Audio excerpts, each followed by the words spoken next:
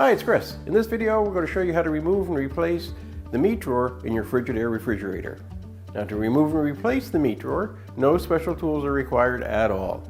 Keep in mind, if your machine needs to be repaired, it's usually simple enough to do it yourself.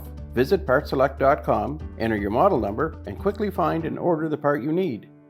Some of the reasons you'll be looking at removing your meat drawer is ideally just for cleaning purposes, or over time, through normal wear and tear, they will sometimes crack and separate, in which case you have to replace them. So in order to remove the meat drawer, it's very easy. Of course, you're just going to open up your door, remove any product that you do have in the drawer, and then it's just a matter of pulling it straight out, tipping it upwards, and lifting it out. Reinstallation is just as easy. You're going to bring it down into place, raise the front a little bit, slide it onto the rails, and close it. So there you go. It's just that easy to remove and replace the meat drawer in your Frigidaire refrigerator.